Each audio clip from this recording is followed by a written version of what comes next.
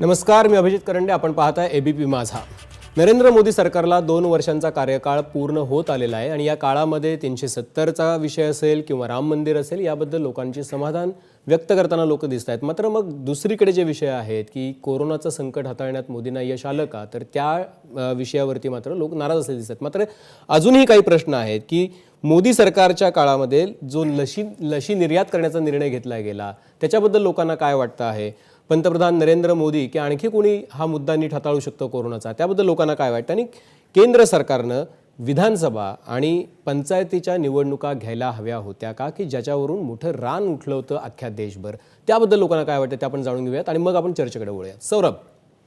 अभिजित, शेवटचे 4 प्रश्न आहेत जे अत्यंत इंटरेस्टिंग आहे. कोरोना आणि लसीकरणाबद्दलचे ते प्रश्न आहेत. त्यातला पहिला प्रश्न नेमका कोणता आहे तो आपण स्क्रीनवर बघूयात. पहिला प्रश्न, देशाचा मूड यावरनं कळतोय. देशात लशीचं योग्य व्यवस्थापन मोदी सरकारनं केलं का, असा आम्ही प्रश्न विचारलाय. देशातल्या जनतेला संपूर्ण, तर त्यातल्या शहरी भागातल्या 51% आणि ग्रामीण भागातल्या 42% लोकांचं उत्तर आहे की हो, लशीचं योग्य व्यवस्थापन मोदी सरकारने केलेलं आहे. तर त्याचबरोबर शहरी भागातल्या 38% लोकांचं म्हणणं आहे नाही, ग्रामीण भागातल्या सुद्धा 46% लोकांचं म्हणणं आहे नाही, आणि सांगता येत नाही म्हटलंय अनुक्रमे 11 आणि 12% लोकांनी केंद्र सरकारच्या लशीच्या व्यवस्थापनाबद्दलचं. हे देशातल्या जनतेचं मत आहे. पुढचा प्रश्न आता आपण बघूया, अतिशय महत्त्वाचा आहे, कारण पहिली लाट येऊन गेली आणि त्यानंतर दुसऱ्या लाटेत जेव्हा आता कोरोनाच्या वॅक्सिन्स आल्या होत्या त्या मोठ्या प्रमाणात परदेशात पाठवण्यात आल्या. जगभरात भारताचं काही देशांनी कौतुक सुद्धा केलं होतं, पण आता देशभरात काही पक्षांनी त्याविरोधात कॅम्पेन सुरू केलं होतं की आमच्या मुलांच्या लसी तुम्ही परदेशात का पाठवल्या. मुंबईत सुद्धा आंदोलन झालं होतं. पण देशातल्या जनतेला याबद्दल वेगळं वाटतं हे या प्रश्नाच्या उत्तरावरून दिसतंय. लोकांचं जे मत आहे ते वेगळं दिसतंय. मोदी सरकारची लशीचे निर्यात करण्याच्या निर्णयाकडे तुम्ही कसं पाहता, असा प्रश्न आम्ही देशातल्या जनतेला विचारला.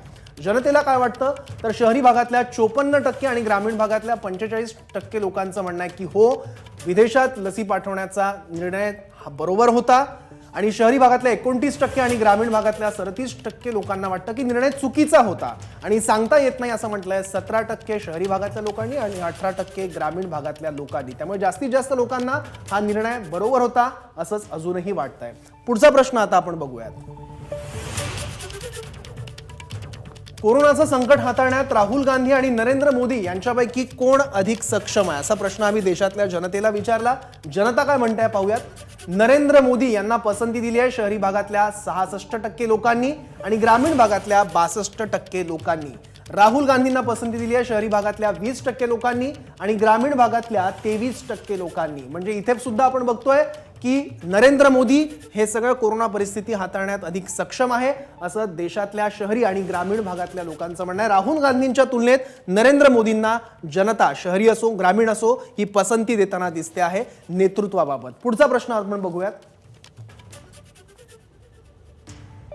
कोरोना संकट असताना केंद्राने विधानसभा आणि पंचायत निवडणुका टाळायला हव्या होत्या का, कारण आपण बघितलं की कोरोना देशात फोफावत होता त्यावेळी सुद्धा काही ठिकाणी निवडणुका घेण्यात आल्या होत्या आणि त्यानंतर कोरोनाचा आगडोंब उसळला होता, आकडेवारी वाढली होती. देशातल्या जनतेला काय वाटतं, तर शहरी भागातल्या 62% आणि ग्रामीण भागातल्या 60% लोकांचं म्हणणं आहे की हो, या निवडणुका टाळायला हव्या होत्या.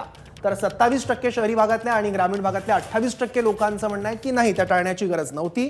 तर सांगता येत नाही असं म्हटलंय शहरी भागातल्या 11% आणि ग्रामीण भागातल्या 12% लोकांनी. देशभरातल्या लोकांचं नेमकं काय म्हणणं आहे या संदर्भात तो प्रश्न आम्ही विचारला आणि देशाचा कौल, देशातल्या नागरिकांची काय मतं आहेत ती आता आपण या स्क्रीनवर बघतोय.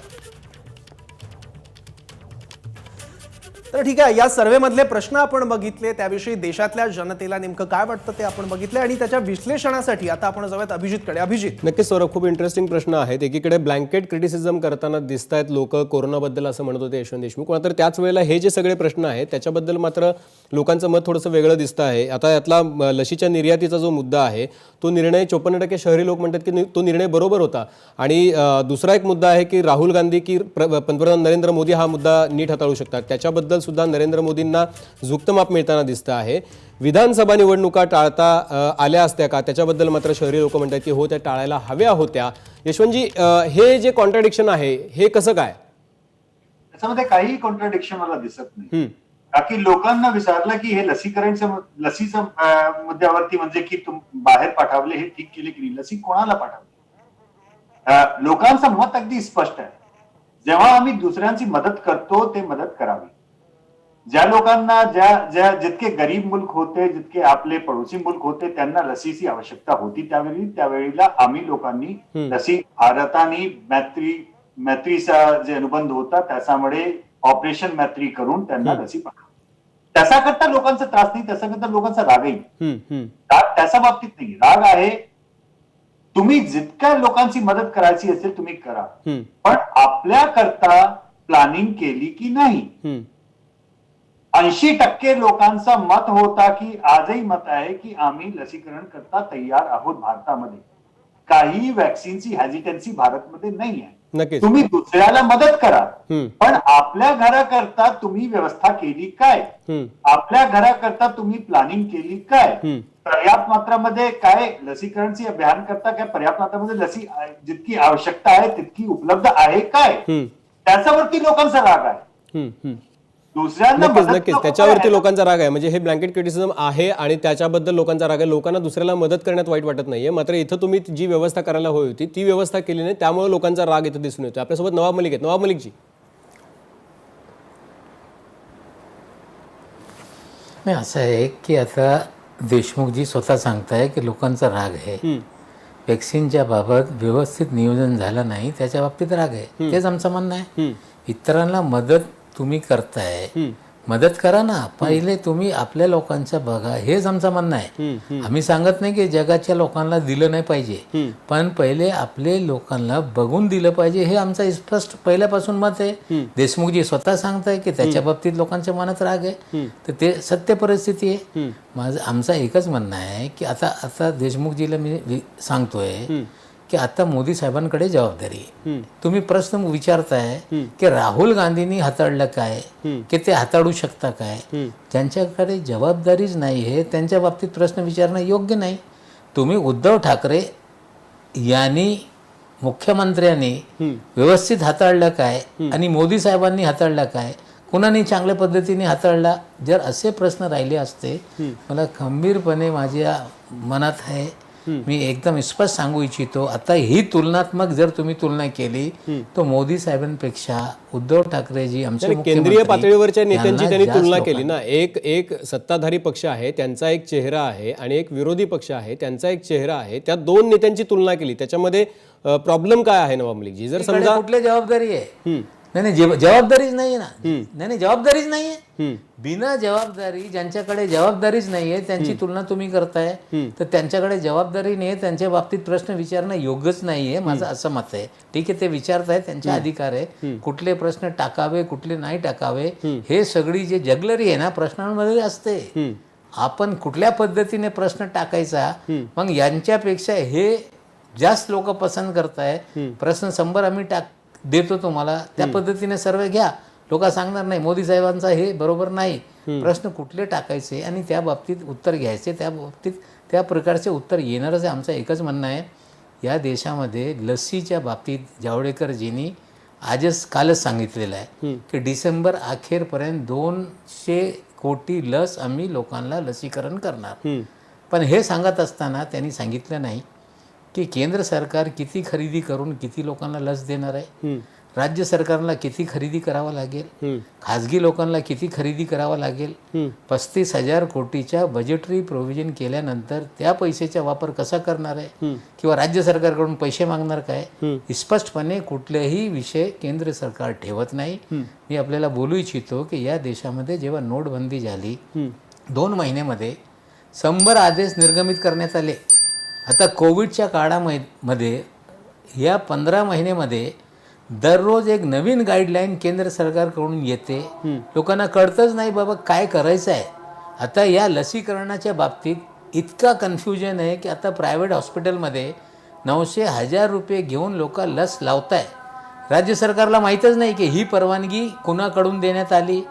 आता काही लोक सांगतात केंद्राने थेट परवानगी दिली. नवाबाई, एक प्रश्न मला छोटासा तुम्हाला विचारायचा आहे, मुद्दामून हा प्रश्न विचारायचा आहे, कारण हा प्रश्न अनेकदा विचारला जातो. सगळी आपण जबाबदारी केंद्र सरकारवर टाकतोय. केंद्र सरकारची जबाबदारी आहेच, कारण लस खरेदीची सगळी प्रक्रिया त्यांच्या हातात आहे. मात्र दुसरी लाट येण्याआधी जी तयारी आपण करायला पाहिजे होती ती तर राज्यांच्या हातात होती. आपण बेड तयार ठेवायला हवे होते, आपण डिस्मॅन्टल करायला नाही पाहिजे होते जम्बो कोविड सेंटर्स, आपण ऑक्सिजन प्लांट्स तयार करायला पाहिजे होते आणि ते कार्यान्वित होतील असं बघायला पाहिजे होतं.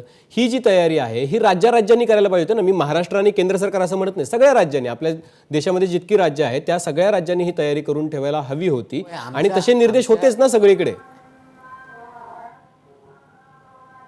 आणि बघा असं आहे की आमच्याकडे जी आमची जबाबदारी होती, या महाराष्ट्रामध्ये बेड मिळाला नाही, हॉस्पिटलच्या बाहेर सिलेंडर घेऊन लोक फिरताय किंवा ऑक्सिजनच्या टंचाई असताना असे कुठली बातम्या समोर आली ज्या पद्धतीने आपण पाहताय की दिल्लीमध्ये काय परिस्थिती होती, गुजरातमध्ये काय परिस्थिती होती, उत्तर प्रदेशमध्ये काय परिस्थिती होती, बिहारमध्ये काय परिस्थिती होती.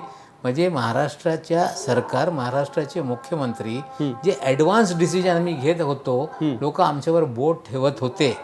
जेव्हा महाराष्ट्राच्या मुख्यमंत्र्यांनी लॉकडाऊन जाहीर केला त्याच दिवशी या देशातले पंतप्रधान सांगत होते की लॉकडाऊनची गरज नाही. आम्ही इमानदारीने आकडे दाखवत होतो, आमच्यावर लोक बोट दाखवत होते, बघा महाराष्ट्राला हाताळता येत नाही. पण आजच्या घडीला गुजरातमध्ये मय्यतचा आकडा म्हणजे 20% दाखवताय, 80% लपवताय.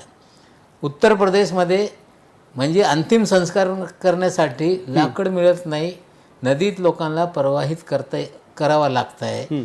हे जे चित्र संपूर्ण देशात निर्माण झाले, डबल इंजिनच्या सरकार जिथे आहे तिथे मोदी साहेब आणि त्यांनी नियुक्त केलेले किंवा पसंती दिलेले त्या मुख्यमंत्री, असे गुजरात असेल, उत्तर प्रदेश असेल, सर्व जास्त अपयश या सगळ्या राज्यांचं आहे. आणि महाराष्ट्रामध्ये हे देशभर जी परिस्थिती आहे त्या बाबतीत सर्वांनी मान्य केलेलं आहे की महाराष्ट्र कुठेतरी इमानदारीने आकडेवारी. महाराष्ट्राचं कौतुक कोर्टानेही केलेलं आहे, नरेंद्र मोदींनी सुद्धा कौतुक केलं होतं. ज्या पद्धतीनं आपण ॲडव्हान्स तयारी केली, दुसरी वेव्ह आल्यानंतर आपण ज्या पद्धतीने ती हाताळली त्याबद्दल. मी रविकरण देशमुख यांच्याकडे. रविकरणजी, कोरोना संकटात केंद्र सरकारनं विधानसभा आणि पंचायत निवडणुका टाळायला हव्या होत्या का, ज्याच्यावरती सर्वात जास्त टीका झाली. 5 राज्यांच्या निवडणुका झाल्या आणि तिथले आकडे एकदम भडकले. बाहेरच्या राज्यातून सुद्धा लोक तिथं गेलेली होती आणि या सगळ्यामुळे केंद्रावरती मोठी टीका झाली. म्हणजे आंतरराष्ट्रीय पातळीवरती सुद्धा मोदींच्या इमेजला तिथं धक्का पोहोचला त्या सभांमुळं. तर हे टाळलं असतं तर काहीसं संकट आपलं गहिरं जे झालं होतं ते कमी झालं असतं असं आपल्याला वाटतं. मी याचा एक पत्रकार म्हणून खूप बारकाईने विचार केला की पश्चिम बंगालच्या निवडणुका मुळे काय झालं वगैरे ते सगळी चर्चा झालीच आहे. मुळात आपले जे कायदे आहेत त्या कायद्यामध्ये विधानसभेच्या निवडणुका पुढे ढकलण्याचा अधिकार निवडणूक आयोगाला आहे का, तर निवडणूक आयोगाला हा अधिकार नाही. हा अधिकार संसदेला आहे. त्यावेळी संसद का बोलावली नाही, संसदेपुढे हा मुद्दा का आला नाही, तर मला वाटतं याच्यामध्ये सगळ्यात महत्वाचा मुद्दा आहे ते म्हणजे राजकारण आडवा आलं. मला वाटतं कदाचित केंद्रामध्ये सत्ताधारी असलेला पक्ष त्याला असं वाटलं की ममता बॅनर्जी हा अत्यंत प्रभावी नेते आहे, आपल्याला त्यांच्या समोर लढायचं आहे. आपण जर निवडणुका पुढे ढकलण्याचा प्रस्ताव संसदेमध्ये आणला, संसदेचं विशेष अधिवेशन बोलावलं, तर आपल्यावर ते बालंटी येईल, आपल्यावर तो ब्लेम लागेल, दोष लागेल की तुम्ही जाणीवपूर्वक पुढे ढकलताय, तुम्ही घाबरताय म्हणून. त्या राजकारणाच्या विचक्यामुळेच एकूणच अभिजित माझं तर म्हणणं असं आहे की कोरोनाचा पहिला लॉकडाऊन, कोरोनाचा दुसरा लॉकडाऊन, याच्यामध्ये राजकारण खूप प्रभावी ठरलेलं आहे आणि तो निर्णय घ्यायला केंद्र सरकार कचरलं. निवडणूक आयोगाला ते अधिकार नाहीत निवडणुका पुढे ढकलण्याचे, त्यामुळे निवडणुकांचा कार्यक्रम लागला. अर्थात 8 फेज मध्येच घ्याव्या का, 4 फेज मध्ये घ्याव्या का, हा मुद्दा चर्चेसाठी ओपन आहे. लॉ अँड ऑर्डर आणि या सगळ्या मुद्द्यांवर त्याच्यावर राजकीय पत्रकार म्हणून चर्चा ही स्वतंत्रपणे होऊ शकते. नक्कीच नक्कीच. मी एक अजून फक्त ऍड करू इच्छितो, मला जे जाणवलंय ते, कारण आपल्याला काय की पत्रकार म्हणून राजकीय पक्षाची भूमिका त्यांच्या भाषेत त्यांच्या सुरात मांडण्याचं काही बंधन नाही. मला जे जाणवलंय ते मी तुम्हाला सांगतो. पहिल्या फेजला जेव्हा लॉकडाऊन जाहीर झालं देशामध्ये, तेव्हा जनतेला कोरोनाचं जे भय होतं त्यामध्ये जनतेची मानसिकता ही नवीन तयार झाली होती. त्यामुळे तेव्हा देश पातळीवरून जेव्हा लॉकडाऊनची घोषणा झाली तेव्हा लोकांनी त्याचं स्वागत केलं. अडचण कुठे झाली मी तुम्हाला सांगतो. लॉकडाऊनची जेव्हा घोषणा झाली त्याचा अर्थ नीट खालच्या पातळीपर्यंत नीट पोहोचला नाही. मध्यमवर्गीय घरात बसला, नोकरदार घरात बसला, व्यापारी दुकान बंद करून घरात बसला. प्रश्न कुठे निर्माण झाला, जेव्हा सामान्य कष्टकरी वर्ग ज्याचं पोट त्याच्या हातावर आहे अशा वर्गाला कुणीही संरक्षण दिलं नाही. कंत्राटदार, त्यांना वापरून घेणारे लोक यांनी सरळ हात वर केले की आम्ही तुम्हाला मजुरी देऊ शकत नाही, तुम्ही राहता का जाता. त्या बिचाऱ्यांनी हातात जे मिळेल ते घेऊन ते रस्ता, नक्कीच रेल्वे म्हणजे ट्रॅक राजकारणामुळे विचका झाला आणि त्याच्यामध्ये सामान्य माणसाचा जीव गेला अशी जी परिस्थिती निर्माण झालेली आहे त्यामुळे हे सगळं झालं. नवाबजी, तुमच्याकडे येण्याआधी मी फक्त 2 मिनिटासाठी अरविंद सावंतांकडे जातो. अरविंद सावंतजी, राजकारण आडवं आलं म्हणून देशामध्ये कोरोना जास्त फैलावला. आपण जर राजकारण विरहित या प्रश्नाकडे बघितलं असतं, या संकटाकडे बघितलं असतं तर आपण लवकर यातून बाहेर निघालो असतो. निश्चितपणे, कारण दुर्दैवानं राजकारणाचा केंद्रबिंदू दिल्लीमध्ये आहे. राजकारणाचा केंद्रबिंदू दिल्लीमध्ये आहे आणि म्हणून त्यांनी आता जे विश्लेषण केलं रविकिरण देशमुखांनी ते योग्य आहे. त्याच्यामधलं ते भय वाटलं. पण मला आधी मुळाची 3 सर्वेक्षणं केली. त्यातला जो पहिला प्रश्न विचारला की लसीकरण परदेशी देण्याबद्दलचा जो आहे त्याबद्दलचा विषय असा आहे की लोकांना कुणाला मदत करू नये असं वाटतं. पण प्रश्न जेव्हा असा विचारतो तेव्हा आपण असा प्रश्न जेव्हा विचारल्यानंतर त्याचा उत्तर त्यांनी स्वतः मगाशी दिलं आणि ते म्हणाले की काय म्हणाले की आपल्या घरातील प्लॅन बरोबर आहे कधी केलाय की नाही, आपल्या घरातली तो प्रश्न तुम्ही नाही विचारलात. प्रश्न फक्त एवढंच विचारला, परदेशात द्यायला काय तुम्हाला योग्य वाटलं का. तर लोक म्हणाले लोकांना मदत करायला नको आहे का. पण त्याच्या आधी हाताळण्यात चूक झाली हे सुद्धा लोकांनी म्हटलंच आहे की आणि म्हणून ब्लँकेट क्रिटिसिझम होतं, लक्षात घ्या. मग तिथे काल असतं. दुसऱ्या प्रश्नावर पण बोलतो. तुम्ही जेव्हा तुलना मोदींची आणि की राहुल गांधीची करता तेव्हा राज्यातील मुख्यमंत्र्यांमधले कोण यशस्वी मुख्यमंत्री असं विचारलं असतं तर तुम्हाला कळलं असतं की मग आपल्या सरकारमधल्या उद्धवजींनी किती चांगल्या पद्धतीनं दूरदृष्टीनं संयमानं धीरोदात्तपणे नव्या संकल्पना राबवून लोकांचं संरक्षण केलं हे सुद्धा त्या निमित्तानं कळलं असते. तसा प्रश्न विचारला गेला नाही. पण त्याच वेळेला हा पण प्रश्न विचारलाय ना. पहा अरविंदजी, मी तुम्हाला यासाठी आठवण करून देतो कारण पूर्वार्धामध्ये हा प्रश्न होता की राज्य सरकारच्या कामगिरीबद्दल आणि उद्धव ठाकरेंच्या कामगिरीबद्दल तुम्हाला काय वाटतं. तर लोक समाधानी आहेत त्यांच्या कामगिरीबद्दल, 50%हून अधिक लोक समाधानी आहेत. याचा अर्थ तिथं लोकांनी समाधान व्यक्त केलेलं आहे त्यांच्या पूर्ण कार्यकाळाबद्दल. गेल्या 1.5 वर्षात ते सत्तेत आल्यापासून त्यांच्यासमोर सर्वात मोठा प्रश्न कोरोनाचाच होता. पूर्ण कार्यकाळ झाला.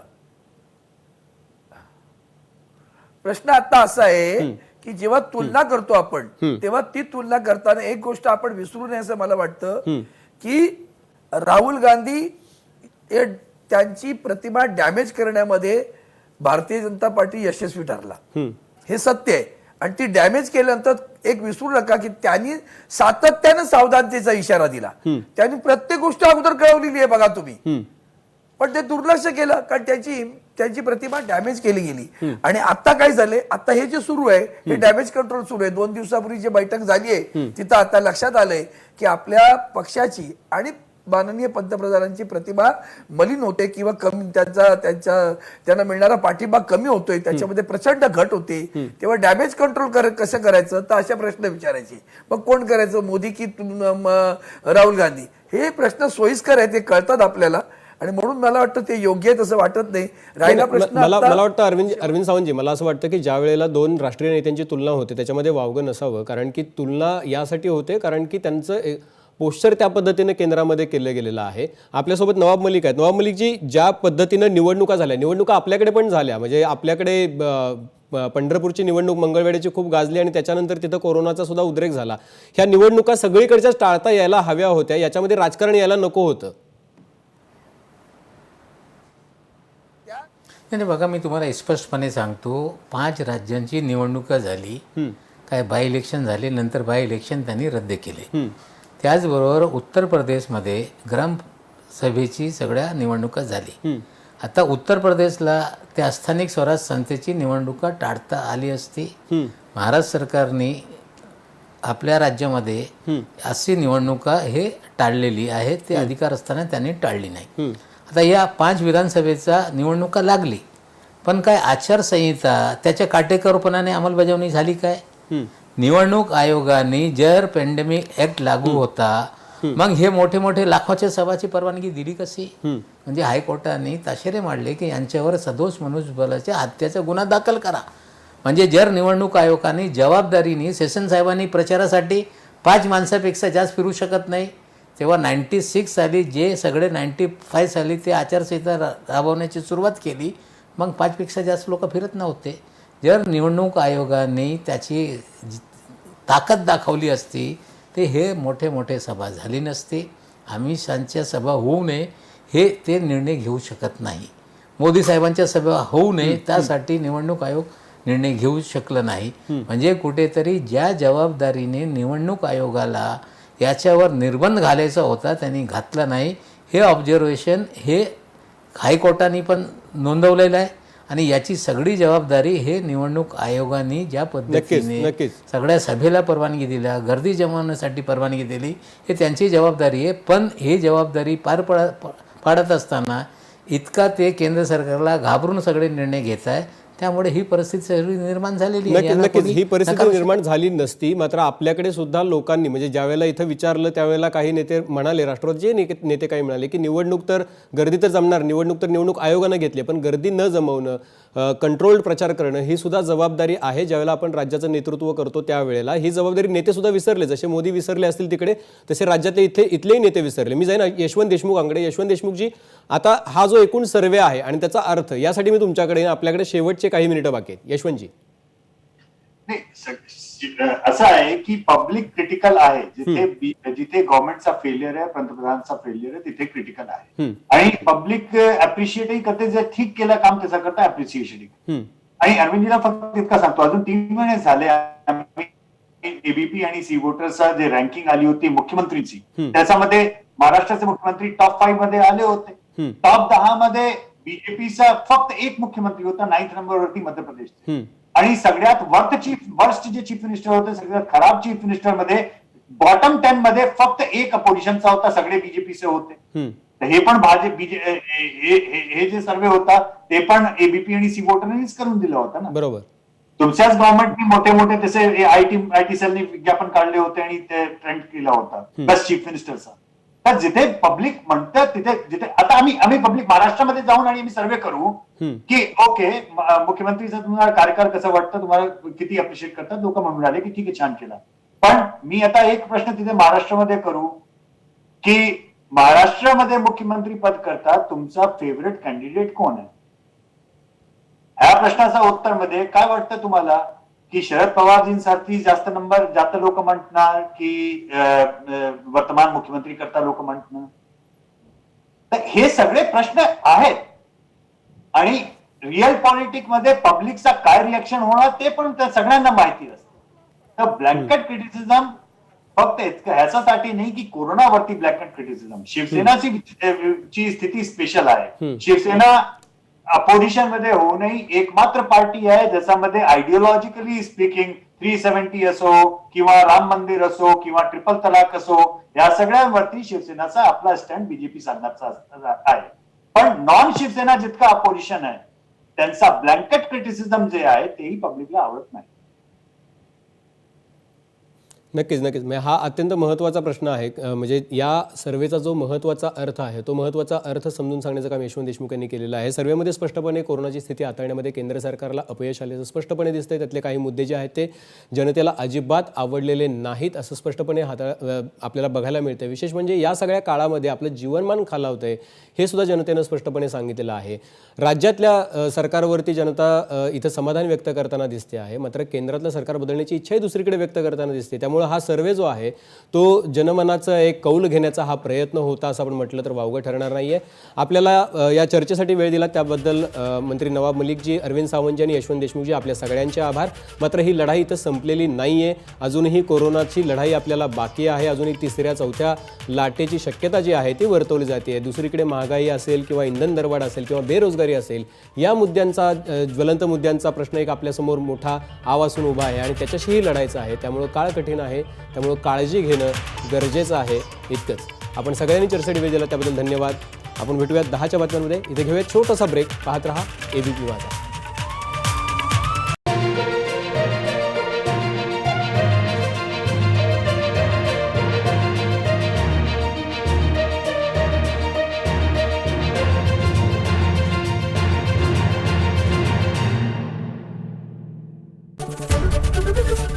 एबीपी माझा, उघडा डोळे बघा नीट.